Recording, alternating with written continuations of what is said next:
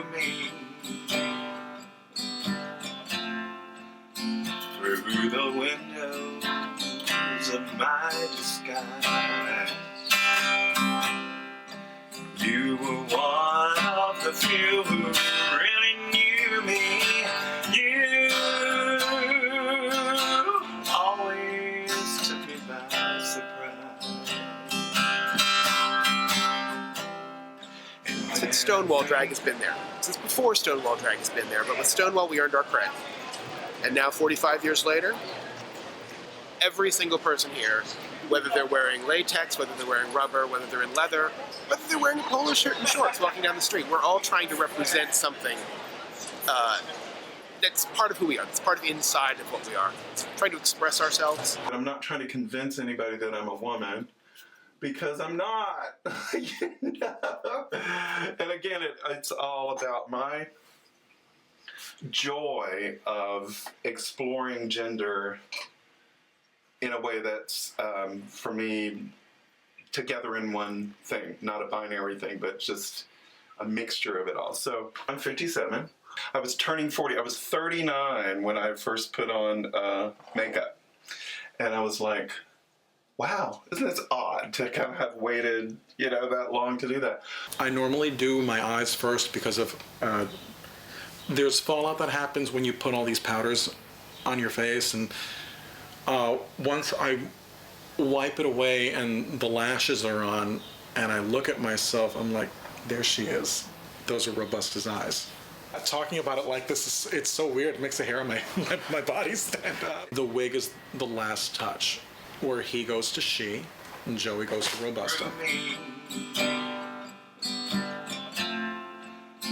Through the windows of my disguise, you were one of the few who really knew me. You always took me by surprise.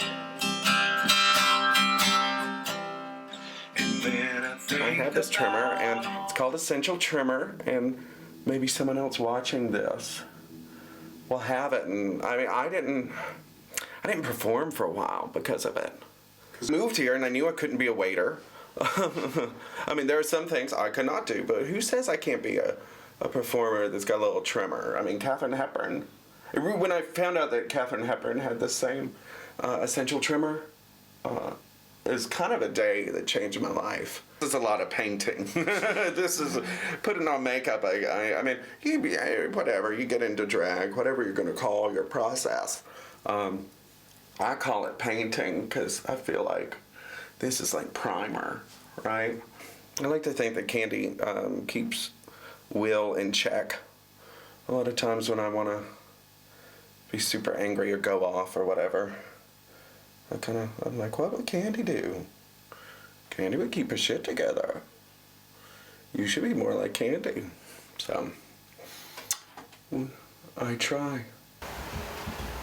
God, I really do look just like my mother.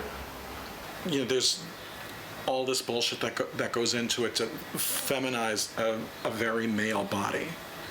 The hips and the ass and 4 or 5 pairs of tights to cover up the hair on my legs. Because up until then, it's just pain. Hardly being able to breathe, losing a little bit of vision on either side because you've got no oxygen going to your brain with the corseting going on. And then it's like something clicks and she doesn't feel it anymore. I am able to step into the world fully as this whole being that I believe myself to be, which is transcendent gender. And I love that. It's just like a sense of empowerment. I describe it as feeling truly beautiful and feeling truly powerful and feeling truly glamorous, Spotlight glows, piano rolls. You know your part, you've done this many times before. It scares me each time I begin. Celebrate the man behind the curtain. He's doing all he can, he's flying free. He has a million doubts, but this I know for certain. He gives it all he's got, he holds the key. Celebrate the man behind the curtain. He's doing all he can, he's flying free. Every queen has a moment where all of a sudden it's done. For some, it's the base. For some, it's the wig. For some, it's the shoes. For me, it's the lashes. When the lashes are on and the glue is set, she's here. I am Her Imperial Majesty, Empress 26 of New York, the Elemental Broadway Empress of Community Camp and Collaboration Witty Repartee. And just recently named Queen of the New York Leathermen.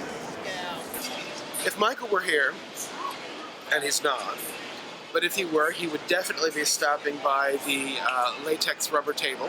My intention was to come as Michael, and I would have been wearing a pair of cut-off blue jean shorts and a black leather vest. Or maybe just a harness.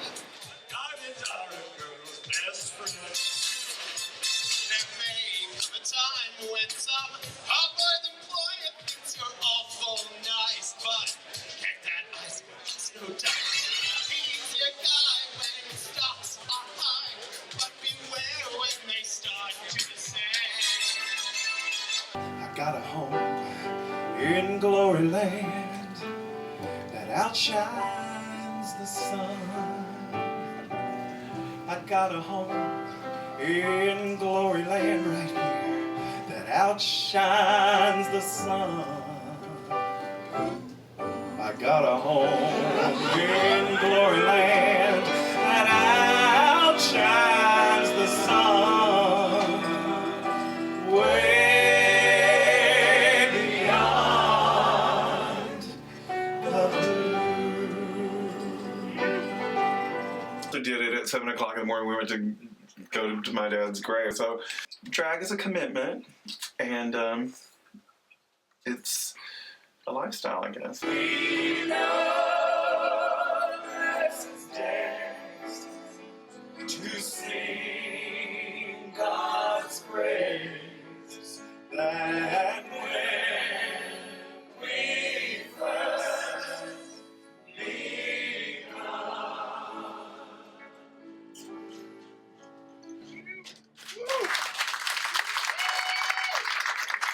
I got to this place, it took maybe 3 years until I realized, holy shit, she's her own entity. She's